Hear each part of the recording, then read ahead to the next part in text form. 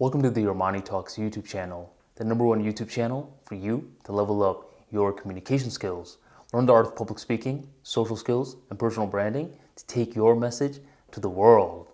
For today's episode, we're entering the world of personal branding, and I'm going to be talking about how to become more prolific, and I'm going to be answering the question on whether it's quantity or quality, which is more important. So this video is going to be very useful for you if you are currently someone with a YouTube channel, a podcast, a blog, or if you're even thinking about starting one. This video is going to talk about why being prolific is very important. What is prolific though? What is the word defined as? The word is defined as when there's plenty of something. So when you think about it, you could think about this in a very negative context or a positive context. For example, you don't want to be known as a prolific bum, a person who has plenty of losses, plenty of failures, and everything that they touch turns into a dud. You don't want to be known as that. Instead, you want your personal brand to be known as a prolific winner, someone that is consistently providing value, whether it's in the context of videos, whether it's in the context of podcasts or blogs. You want to make sure that you're communicating your message time and time again in strong, positive light. But I understand that's not always going to be the case. You're not always going to have videos that are good. You're not always going to have podcasts that are good and blogs that are good. But ultimately, when you zoom out and you look at the general pattern, it's always pointing upwards. That's what being prolific is all about. But the question is, wait, is someone born prolific or do they become prolific? In my eyes, it's a little bit of both. I think at first, you need to tap into what you were born with, and second, you need to build upon that. So for example, say there's a kid named Tommy. Tommy has tried every sport out there. His parents have enrolled him into karate, into football, into basketball, into soccer, and so much more. But ultimately, from trying all of these different sports, Tommy says, yo, mom and dad, I like basketball the most. But the mom and dad, they're soccer players. They grew up playing soccer. So they wanted Tommy to make his own decision to be soccer, not basketball. So they tell Tommy now, look, you have to play soccer. That's just the way it is. So now Tommy's being told to play soccer. He doesn't have an innate desire for it. He knows something is wrong, but he's going to play anyways. And he does a pretty good job, don't get me wrong, and who knows? He could even work his way up into being the best player in his team. But ultimately, is Tommy going to be prolific? I don't think so. I don't think he's going to last for the long run. But let's flip this scenario. Let's say that Tommy is encouraged to play basketball. Well, now things are different because this time he has an interest. So it begins internally. And he has this pull towards basketball, which allows him to now eagerly go to practice. He's eagerly shooting extra shots, shooting three-pointers, doing the drills, everything, because he has that desire for basketball. Does Tommy have more of a chance to become prolific this time? I think so. So what does this go on to show? What this goes on to show is that being prolific, it's all about experimentation in the beginning stages. You're trying a lot of things. You don't even know what you like and what you don't like until you try it. But eventually there comes a point where you keep seeing clues. You keep seeing clues towards the same thing over and over again, whether it's in different stages of your life, whether other people are noticing your gifts while you're not noticing it. I mean, there's a lot of these different clues, but there's an interest, which is sparking that internal fire within. That's the very beginning of the prolific journey. That's the very beginning. So if you don't know what you're going to talk about in your personal brand, it comes down to what is your interest? Because that's what's going to allow you to last a long run in terms of building your personal brand. Because all brands at the end of the day, content is the gasoline to their car. That's what is going to allow them to keep on moving forward. So if from the very beginning stages, you're trying to choose the soccer, which is something that's profitable, but you have zero interest in, you may be able to make some money in the beginning stages, but in the long run, there's people who have an innate passion for that topic that's going to eat you alive. You want to focus on the long picture from the very beginning stages. So ask yourself, what is it that my interests are? And then build your personal brand around that. So the more that you can invest in your interests, the more that you're happening to build a personal brand. The personal brand now becomes a derivative rather than the source. The source is your interest. Now, you figured out your interest and you decide that you're going to double down on it. Well, is that it? Are you prolific now? Not quite.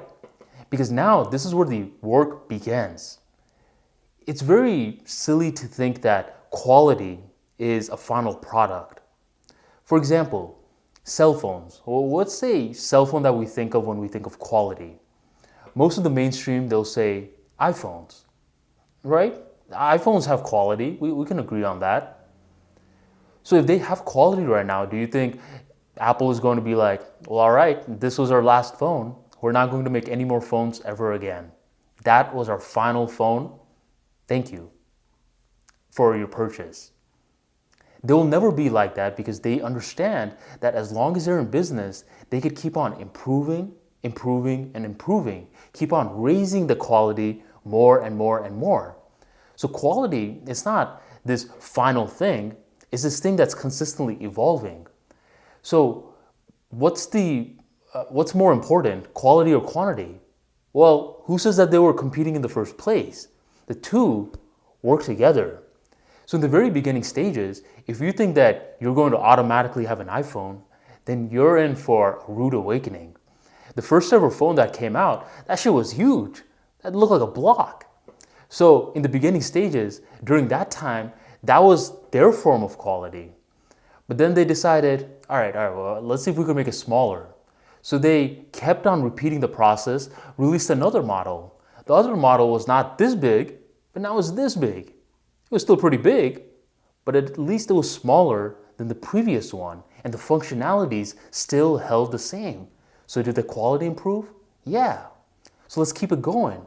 More phones kept on coming, and more, and eventually we had that Nokia phone where you could play the snake game. I know a lot of you guys had a phone like that. Fast forward some more. Now you had the flip phones. Flip phones were huge back in the days. Then you had that little sliding one. And eventually, iPhone was like, yo, we don't need all that. We're going to give you guys a phone with just one button. But the quality keeps on improving more and more and more after the quantity has been put into motion. Nowadays, Apple is consistently improving their phone, just like you need to keep on improving your content. In the beginning stages, if the first ever phone person was like, well, I want the iPhone to be in fruition, that wasn't going to happen. So your first ever video isn't going to be amazing. Your first ever blog isn't going to be top tier. If you're looking for quality from the very beginning stages, then all that you're going to get is analysis paralysis. You need to put your reps in. You need to consistently keep on creating over and over again. And to hold yourself accountable, you need to create a schedule for yourself. Otherwise, you're not going to hold yourself accountable for the long run. People who are investing in skills, it doesn't matter if it's just a hobby. They have certain structure behind that hobby. So if you want to start a YouTube channel, you can't post one Monday, not post for 3 to 4 weeks, and then post on a Thursday. There's no structure behind that. So in the beginning stages, your quality may not be the best, but make the most out of it. Keep on putting your reps in and do the quality that you can control, which is creating a schedule for yourself. And keep on showing up day in and day out. Keep on working behind the scenes on the parts that people don't see. And then you're going to start seeing your content get more polished. A lot of the fluff, a lot of the extra stuff is slowly starting to fall out, and you're able to zone in on what's important. So quantity is going to lead to your quality. Quantity is sort of like the accelerator. Quality is sort of like the brake. When you're driving a car, you're not clicking the two at the same time, which I do not recommend that you do. It's not good for your car. But if you even try doing that, what's going to happen? You're not going to move anywhere. You need to click on the accelerator, move forward, and when you need to stop and polish up, that's when you click the brake. But the more that you keep on having the quantity, eventually you're going to start seeing, whoa, this is working, this is working, this is working.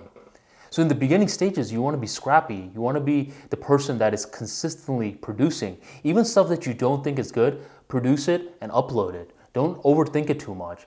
The wasted movements are going to melt off if you keep producing and then consuming your content. That's the second part of this advice, where in order to be prolific, you gotta watch your stuff back. You need to watch your videos back. You need to read your blog back. You need to listen to your podcast back, because that's what allows your subconscious mind to fine tune.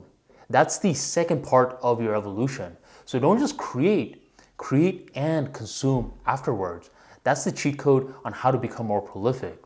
So just to recap, you need to experiment in the beginning stages, see what it is that you have a genuine interest for. Don't worry about the other stuff yet.